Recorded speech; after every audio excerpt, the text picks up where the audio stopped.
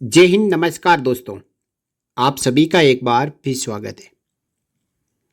दोस्तों, 1 अप्रैल 2025 से केंद्र सरकार के उन पेंशनर्स के लिए एक बड़ा बदलाव होने जा रहा है जो एनपीएस में अपनी पेंशन प्राप्त कर रहे हैं या फिर अब तक वो एनपीएस में कवर थे। कर्मचारियों और पेंशनर्स द्वारा लगातार मांग उठाई जा रही थी जब से हमारे देश में 2004 से एनपीएस लागू हुआ था, तब से कि हमारी सरकार ने एनपीएस लागू करके कर्मचारियों और पेंशनर्स के साथ में ठीक नहीं किया है और पूरे देश भर में फिर से ओल्ड पेंशन स्कीम लागू करने की जो मांग है वो रफ्तार पकड़ रही थी। इसी बीच भारत सरकार ने एक बड़ी घोषणा की कि हम 50% पेंशन गारंटी के साथ देंगे, साथ में डीए डीआर भी देंगे और इसका नाम होगा यूनिफाइड पेंशन स्कीम। अब इसको लेकर कहा गया था कि 1 अप्रैल 2025 से देश भर के उन सभी केंद्रीय कर्मचारियों के लिए जो एनपीएस के तहत कवर थे उनके लिए यूपीएस लागू हो जाएगी। और ये कोई ज़रूरी नहीं होगा कि सभी कर्मचारी यूपीएस को ऑप्ट करें। जिसकी मर्जी है वो यूपीएस में जाए, जिसकी मर्जी है वो एनपीएस के साथ में रह सकते हैं। अब इंतजार था ऑफिशियल गजट नोटिफिकेशन का। तो दोस्तों, आखिरकार 24 जनवरी 2025 को भारत सरकार ने गजट नोटिफिकेशन भी पब्लिश कर दिया है। अब गजट नोटिफिकेशन पब्लिश होते ही यूनिफाइड पेंशन स्कीम की पूरी स्थिति कर्मचारियों के सामने आ चुकी है और आप अपनी स्क्रीन पर गजट नोटिफिकेशन को देख पा रहे हैं। दोस्तों, ये गजट नोटिफिकेशन हिंदी और इंग्लिश दोनों में पब्लिश हुआ है। इस वीडियो में आगे इस गजट नोटिफिकेशन के इंग्लिश वाले पार्ट को हम इंग्लिश और हिंदी दोनों में समझेंगे और हर एक पहलू को यहाँ पे कवर करेंगे। जितने भी कर्मचारी हैं जो एनपीएस के तहत कवर हैं, वो यूपीएस में आना चाहते हैं, वो इस वीडियो को अंत तक जरूर देख लें। जितनी भी आपकी शंकाएं हैं, आपके मन में कोई डाउट है, वो इस वीडियो को देखने के बाद में क्लियर हो जाएंगे। ये gadget notification ministry of finance द्वारा पब्लिश करवाया गया है और आप यहाँ पे देख सकते हैं कि 22 दिसंबर 2003 को नेशनल पेंशन स्कीम को लेकर जो आदेश जारी हुआ था, उस आदेश में इस गैजेट नोटिफिकेशन के जरिए बदलाव किया जा रहा है। इसके बाद ministry of finance, department of financial services की ओर से 31 जनवरी 2019 को भी एक लेटर जारी हुआ था जो सेंट्रल गवर्नमेंट के लिए एनपीएस से संबंधित था। इन दोनों ही लेटर्स में इस गैजेट नोटिफिकेशन के जरिए बदलाव किया गया है। सबसे पहले इसमें लिखा है the unified pension scheme shall be applicable to such central government employees who are covered under the national pension scheme and who choose this option under national pension scheme. It will have the following features namely, यानी ये उन कर्मचारियों के लिए लागू है जो NPS के तहत कवर कर रहे हैं और अब वो 50% गारंटेड पेंशन लेना चाहते हैं, तो वो यूपीएस के तहत आ सकते हैं। अब इसके लिए सबसे पहले एलिजिबिलिटी क्या क्या होगी, यानी कौन कौन है जिनके लिए यूनिफाइड पेंशन स्कीम लागू हो सकती है। In case of an employee superannuating after qualifying service of 10 years from the date of superannuation, यानी 10 साल सर्विस पूरी करने के बाद यदि सुपर एनुएट हो रहे हैं तो उनके लिए लागू होगा। इन case of the government retiring an employee under the provision of Financial Regulation 56J, which is not a penalty under Central Civil Services Classification Control and Appeal Rules 1965 from the date of such retirement, यानी सरकार ऐसे employ को जिसको retire कर रही है जो कि फाइनेंशियल रेगुलेशन 56J के तहत कवर नहीं कर रहा है, तो वो भी यूपीएस के तहत कवर होगा। और तीसरी यहाँ पे कंडीशन है in case of voluntary retirement after a minimum qualifying service period of 25 years, यदि 25 साल सर्विस करने के बाद में कोई वीआरएस लेता है तो वो भी यूपीएस के तहत कवर हो सकता है। अशूर्ड payout shall not be available in case of removal or dismissal from service or resignation of the employee. In such cases, the Unified Pension Scheme option shall not apply. यानी ऐसे कर्मचारी जिनको सेवा से रिमूव किया गया है या डिसमिस किया गया है, उनके लिए यूपीएस लागू नहीं होगा। अब देखिए इसमें बेनिफिट क्या क्या है। तो सबसे पहले आप यहां पे देख पा रहे हैं कि the rate of full assured pay out will be 50% of 12 monthly average basic pay. यानी इसमें जो 50% गारंटेड पेंशन की बात कही जा रही है वो यूनिफाइड पेंशन स्कीम में मिलेगी। और कितना मिलेगा? रिटायरमेंट के जिस महीने में जो बेसिक है उस महीने से लेके पिछले 12 महीने की बेसिक ली जाएगी, उनका एवरेज निकाला जाएगा और ये इमोलमेंट में शामिल होगा। इसका 50% पेंशन के तौर पे मिलेगा। Full assured pay out is payable after a minimum 25 years of qualifying service. और ये 50% कब मिलेगा? जब 25 साल क्वालिफाइंग सर्विस करके कोई कर्मचारी रिटायर हो रहा है तो लास्ट पे ड्रॉन जो इमोलमेंट है उसका 50% उसको पेंशन के तौर पे मिलेगा। In case of lesser service proportionate payout would be admissible. यदि 25 साल से नीचे भी सर्विस है तो भी पेंशन मिलेगी, लेकिन वो पेंशन जो है उसके रेशियो में घटती जाएगी। और मिनिमम सर्विस चाहिए 10 साल। 10 साल सर्विस है तो उनको पेंशन मिलना शुरू हो जाएगा।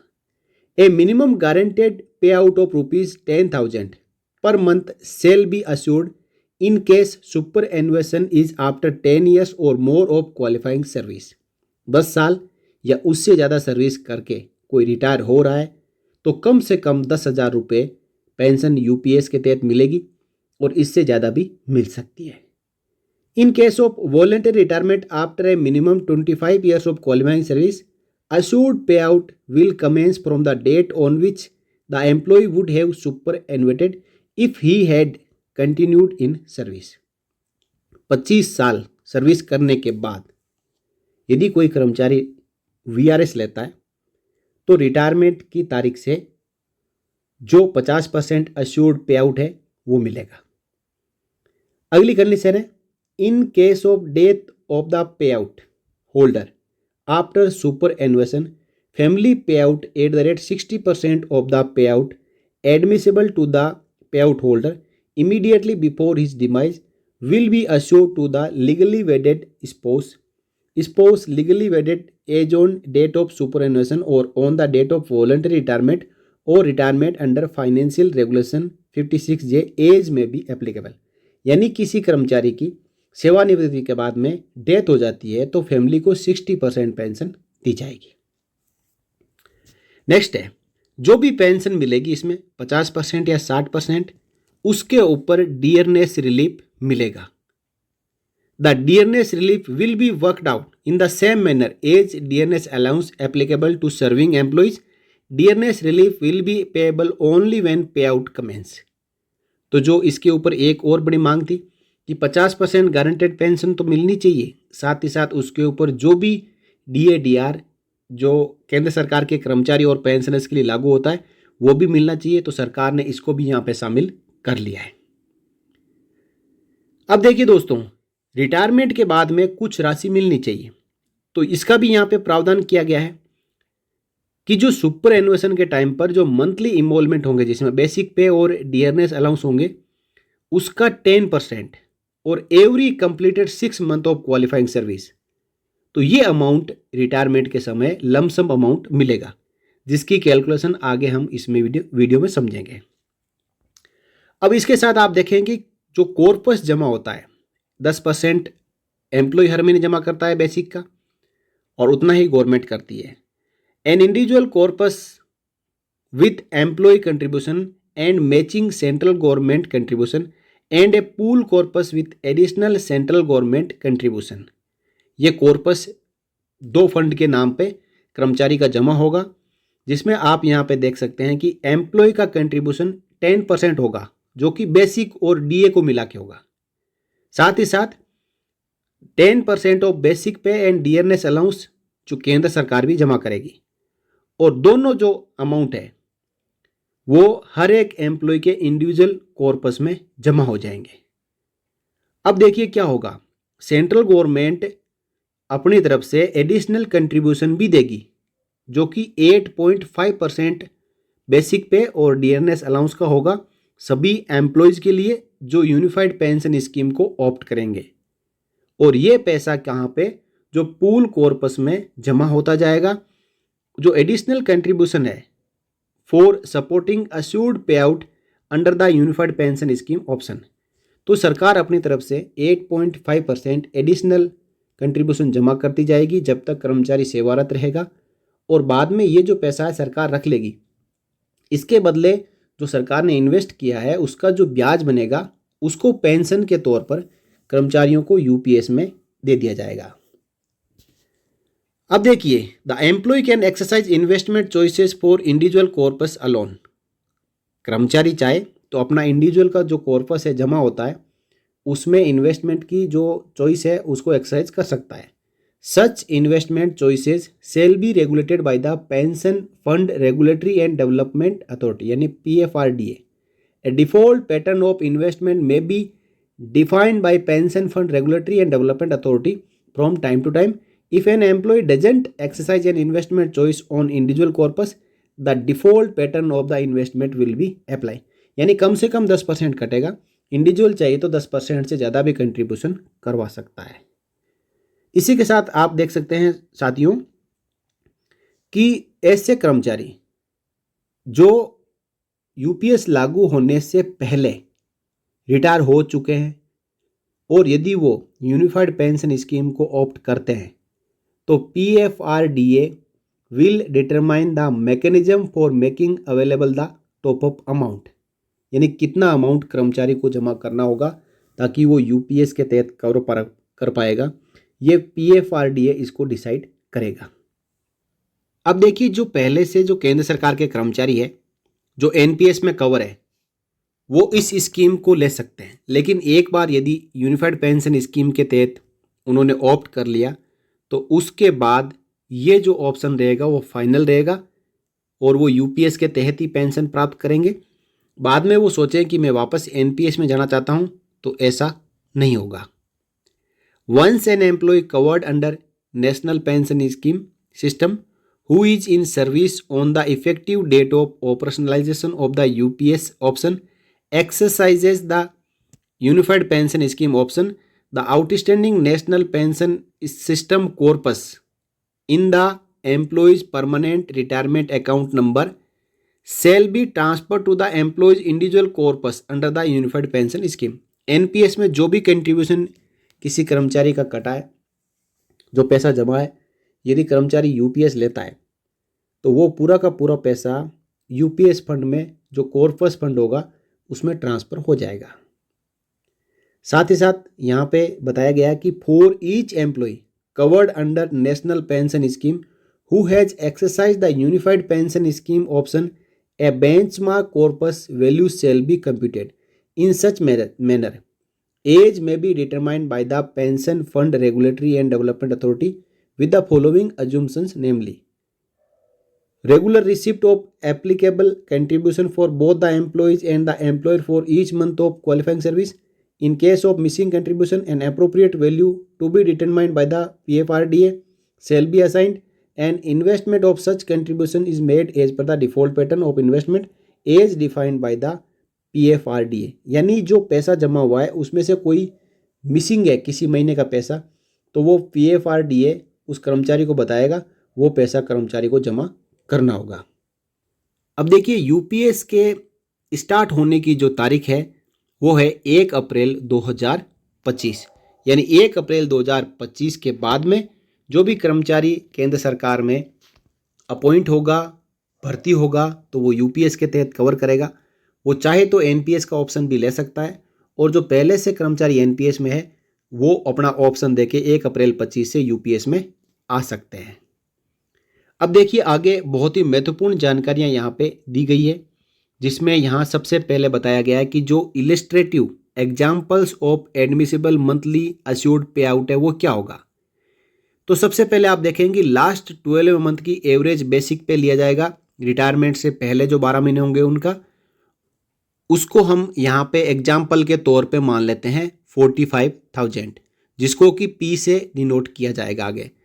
साथ ही साथ जो employee has a qualifying service based on the number of months of contribution of 25 years, जिससे हम 25 को 12 से मल्टीप्लाई कर दें तो यहाँ पे मंथ निकल के आ जाएंगे जो कि 300 मंथ होते हैं, जिसको कि Q से आगे बताया गया है। अब all contribution of the employee have been credited regularly and there is no missing credits, यानी हर महीने कर्मचारी का पैसा है जो यूपीएस में जमा हुआ होना चाहिए। The employee has opted for default pattern of investment, employee को default pattern of investment opt करना चाहिए। The employee didn't make any partial withdrawal, और यूपीएस में से एम्प्लॉय को कभी पार्शियल विड्रॉल नहीं किया हुआ होना चाहिए। तो फिर ये देखिए कि जो मंथली पे आउट निकल के आ रहा है जो पेंशन के तौर पे मिलेगा गारंटेड 50%, वो कैसे मिलेगा। इसमें यहाँ कुछ सिनारियो दिए गए हैं, देखिए। The employee fulfil all condition first to 5, यहाँ पे 5 कंडीशन जो हमने डिस्कस की, ये पांचों कंडीशन है जो कर्मचारी द्वारा फुलफिल की जानी चाहिए। The value of the individual corpus of the employee at retirement is ₹50 lakh, यानी 10,000 units denoted as IC। The value of benchmark corpus in this case should also be 50 lakh, और assured payout of the employee will be जिसे P divided by 2, P क्या है, last 12 महीने का जो उसका पे आउट है, जो सैलरी है उसका एवरेज, जो जितना भी एवरेज निकल के आएगा, जैसे कि हमने यहाँ पे पहले 45,000 लिया था, तो 45,000 का यहाँ पे डिवाइडेड बाई 2 हो जाएगा। अब Q मतलब है कि उसकी जो 25 ईयर्स सर्विस, यानी उसमें महीने कितने होते हैं, तो यहाँ पे 300 महीने हो गए, और ये डिवाइडेड बाई भी 300। फिर जो IC और BC यानी इंडिविजुअल का कॉर्पस और बेंचमार्क कॉर्पस, बेंचमार्क है एम्प्लॉयर का और इंडिविजुअल का है जो खुद कर्मचारी का पैसा कटाए, तो 5 लाख डिवाइडेड बाई 5 लाख। अब इनको जब मल्टीप्लाई और डिवाइड करेंगे तो निकल के आएगा 45,000 का आधा 22,500, यानी पेंशन बनी 22,500, और इसके ऊपर मिलेगा डियरनेस रिलीफ। मौजूदा समय में 53% है, फिर 1 जनवरी 25 से फिर DR बढ़ जाएगा, तो जो भी DR होगा वो इस अमाउंट के ऊपर मिलेगा। तो अभी तक हमने समझा कि यदि किसी ने 25 साल क्वालिफाइंग सर्विस पूरी की है, अब कोई एम्प्लॉय ऐसा भी हो सकता है जो 25 साल से कम और 10 साल से ज़्यादा सेवा करके भी रिटायर हो सकता है, तो उसको जो प्रोपोर्शनेट पेंशन मिलेगी उसका एग्जाम्पल भी आप यहाँ पे देख पा रहे हैं। यहाँ पे एक एग्जाम्पल लिया गया है, मान लो कि कोई कर्मचारी 15 साल सेवा करने के बाद सेवानिवृत्त होता है, तो 15 × 12 यानी 180 महीने। तो यहाँ पे जो आपने देखा कि P है, जो उसकी पेंशन है एवरेज है वो 45,000 सेम है, डिवाइडेड बाई 2 सेम है। अब जो Q है यानी उसके मंथ ऑफ सर्विस है 180 है, तो यहाँ पे 180 लिए, डिवाइडेड बाई फुल पेंशन पाने के लिए 300 महीने नौकरी करनी होती है, तो यहाँ 300 ले लिए, और आगे जो इंडिविजुअल कॉर्पस और बेंचमार्क कॉर्पस यहाँ पे जो जमा हुआ है वो आप अमाउंट देख पा रहे हैं कि सेम है। अब इनको मल्टीप्लाई और डिवाइड किया जाए तो यहाँ निकल के आएगा 13,500। यदि 25 साल क्वालिफाइंग सर्विस होती तो यहाँ पे 22,500 निकल के आता, लेकिन यहाँ पे 180 महीना ही सर्विस है, यानी 15 साल ही सर्विस किए, तो 13,500 रुपये पेंशन के तौर पर मिलेगा, और इसके ऊपर जो डियरनेस रिलीफ लागू है वो मिलेगा। 10 साल से नीचे सर्विस है तो यहाँ पे पेंशन का प्रावधान नहीं है। 10 साल कंप्लीट करने के बाद कोई सेवानिवृत्त हुआ है तो उसको पेंशन इसी फॉर्मूले के आधार पर मिलेगी। यदि यहाँ पे 10 साल हो तो 10 × 12 यानी 120 महीना, तो 180 की जगह 120 मंथ रखें, डिवाइडेड बाय 3 करें, फिर इसको मल्टीप्लाई और डिवाइड करें, तो जो अमाउंट निकल के आएगा वो 10 साल की पेंशन होगी। यदि ये 10,000 से नीचे होती है तो मिनिमम गारंटेड पेंशन 10,000 रुपये रखी गई है।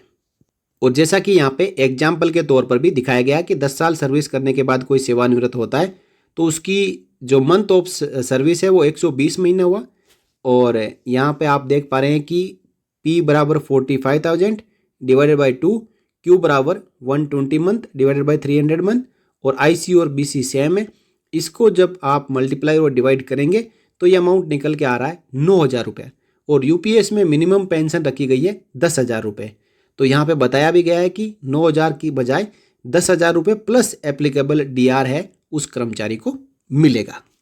अब एक सिनारियो और है कि जो इंडिविजुअल कॉर्पस है वो फुल जमा नहीं होता है और बेंचमार्क कॉर्पस फुल जमा होता है। तो ऐसे सिनारियो में उस कर्मचारी को जो मिनिमम गारंटेड पेंशन है 10,000 रुपये वो नहीं मिलेगी। यहाँ पे आप देख सकते हैं 45,000 divided by 2, 120 month divided by 300 month, और जो इंडिविजुअल कॉर्पस है वो है 22 लाख और बेंचमार्क कॉर्पस है वो 25 लाख। तो यहाँ पे इसको जब सोल्व करेंगे तो निकल के आएगा 8,800। तो उसको 8,800 ही मिलेगा, 10,000 नहीं मिलेगा।